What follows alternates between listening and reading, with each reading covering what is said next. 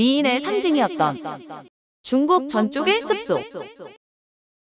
중국의 황관과 전족은 고대 중국이 낳은 인간 완구의 태풍이었는데 기원은 통설로는 10세기의 시인으로 저명한 이욱이 궁녀 용랑의 발을 명주로 싸서 황금 연꽃의 대좌 위에서 춤을 추게 한 것이 효시입니다. 전족은 금연, 단련 등으로도 부르는데 중국 여인의 신발인 궁에 신은 요염함은 과연 연꽃 추를 걷는 화사한 아름다움이었습니다. 유조 오카모토의 중국의 기습이란 연구서에 의하면 전족은 여자가 어렸을 때 발을 헝겊으로 졸라매고 작은 신발을 신겨 기형화시켜 어른이 되어도 발이 10cm 정도밖에 되지 않아 보행하는 것은 위험할 정도였습니다. 그러나 그 단아한 모습이 무척 매력적이었다고 하는데 이 전족 시술은 잔혹무도할 정도라 남자의 거세와 대비됩니다.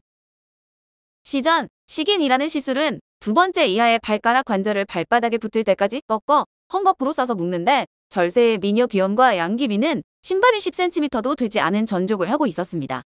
그것이야말로 손바닥 위에서 춤을 출 수 있을 정도였는데 이 전족에는 3귀의 미, 즉 비, 연, 수가 갖추어진 것이 최고 양질의 것으로 인정되었습니다. 비는 지방질이 적당하고 피부가 윤택한 것, 연은 부드럽고 살이 적당히 붙어있는 것, 수는 모양이 수려한 것이라는 의미입니다. 이런 전족은 규방에서 여성을 인공적으로 바꿔 쾌락의 혼유를 한층 더 탐미할 목적이기도 했는데 여자의 발이 가늘고 작은 것은 고귀의 상징이며 발이 작은 것은 성기도 상품임을 암시했습니다. 또 보행 시에 허리 부분을 단련시켜 강철 같은 완력을 길렀고 발을 기형하는 것은 규방에 가두어 놓고 여자가 외출할 수 없도록 해서 바람 피우지 못하도록 하는 남성의 질투심에서 비롯됐다고도 전해집니다. 고대 이집트에서도 플루타크가 기술하듯이 처첩에게는 신발을 주지 않고 암암리의 외출을 금해 하루 종일 집에 가두어 놓고 있었습니다. 대개의 여자는 금 장식이 붙은 신발을 신지 않으면 외출을 하지 않았는데 전족은 정조대처럼 의심이 낳은 자물쇠가 채워진 발이었던 것입니다. 단순히 천을 감싸서 발이 자라지 못하게 하는 것으로 알려져 있지만 이는 실제 행위가 너무 잔혹해 내용을 생략하고 또 생략한 것입니다. 중국 측 기록을 보면 아이가 4에서 5세 때 엄지발가락을 제외한 나머지 발가락들을 발바닥 쪽으로 꺾은 다음에 천으로 동여맨다는데 뼈를 부러뜨리고 묶어서 성장을 못하게 하는 것입니다. 당시에는 당연시했지만 오늘날 보기에는 잔혹한 아동학대에 불과한데 무사히 전족 만들기를 마쳐도 전족을 한 여자는 발에 영구적인 장애를 입게 되어 제대로 걷지 못하게 됩니다. 발을 동여매는 것만으로는 끝나지 않았는데 전족이 되기 시작한 초기 1에서 2주일 정도를 억지로 많이 걷게 해서 발가락 관절에 일부러 상처를 내고 부러뜨리며 그걸 반복했습니다.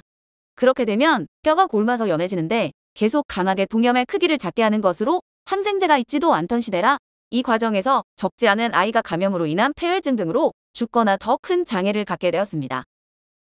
전족이 완성되기까지는 약 3년이 걸리고 현재의 관점으로 봤을 때 모양이 무척 흉한데 발 사이즈가 그냥 작아지는 것이 아니라 여기저기 발가락과 발꿈치가 뒤틀려 버리기 때문입니다. 당연하지만 전족이 된 여자 본인도 무척 고통스러운 데다 걷기도 불편했는데 발을 감싼 상태로 생활하기 때문에 악취가 상당히 심해서 이런 우스갯소리도 있었다고 합니다. 이 고약한 냄새는 무엇이냐? 주인 마님이 전족을 잠시 풀었습니다. 전족을 풀었다고 이 정도 냄새가 날 리가 없다. 솔직히 대답하거라. 실은 양쪽 다 풀었습니다. 전족 수준이 아니라도 작은 발이 미인의 한 가지 조건이었으면 서양에서도 비슷했던 듯한데 소공녀에선 주인공 세라크로의 작은 발을 놓고 제시가 라비니아에게 비싼 신발로 작아 보이게 했을 것이라고 합니다. 직접 노동하는 하위계층과 노동하지 않고 하위계층의 생산력으로 부양받는 상위계층이 분화된 문화권에서는 육체 노동을 천시하는 풍조가 나타나고 큰 손과 큰 발등의 신체적 특징을 천시하는 풍조도 흔하게 나타납니다. 즉 고강도의 노동에 종사하기 유리한 신체적 특징 또는 고강도 노동으로 인해 발달한 신체적 특징들이 하위계층의 특징으로 여겨져 천대받고 그 반대의 특징이 귀족적인 외모로 대우받았다는 것입니다. 귀족주의 문화의 영향력이 훨씬 약했던 근대 미국에서도 작은 발과 같은 노동에 적합하지 않은 신체적 특징을 그 인물의 귀족적인 면모로 보고 아름답게 여기는 풍조는 있었습니다. 전족을 받아들이지 않은 한반도에서도 발이 크면 도둑발이라며 놀렸던 풍습이 있었습니다.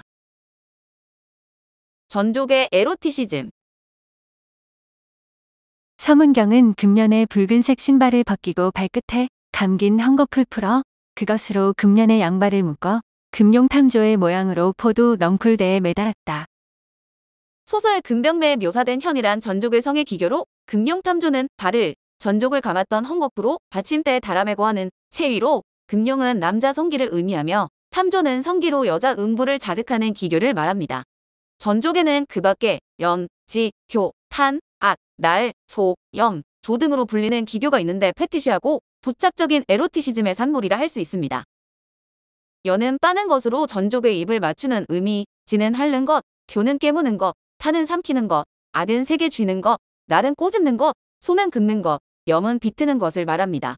조는 전족의 한쪽 다리를 어깨에 올려놓고 다른 한쪽 발을 쥐는 것, 옴은 가슴에 앉는 것 등의 기교를 말하는데 모두 관능적인 기쁨과 즐거움을 나타내며 도착적인 성쾌감을 환기시키는 기교입니다. 완, 롱이라 불리는 기교는 조금인데 즉 완은 남근을 전족에 마찰하는 적극적인 방법, 농은 수동적 기교로 양쪽 발을 붙었을 때 생기는 조그만 틈새에 성기를 삽입하는 방법을 말합니다. 서양 여성들의 풍만한 유방 사이에 패인 곳에다 유사한 성행위를 하는 기교와 일맥상통하는데 이런 조금이 12종류나 고안되었다 하니 놀랄 일입니다. 숟가락이 없는 부드러운 6개월 차름이라 말단신경이 의외로 흥분한 상태가 아니면 관능을 자극하지 않는 것입니다.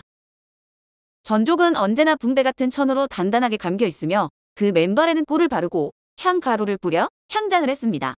또 신발에는 춘향을 피워놓았고 금, 은, 보석 혹은 연꽃이나 목단 자수를 놓아 아름다움과 화려함을 과시했다고 중국의 기습은 전하고 있는데 당시 중국의 여인들은 성기를 2개 갖고 있었다고도 할 수 있을 것입니다. 오늘은 미인의 상징이었던 중국 전족의 습속이었습니다.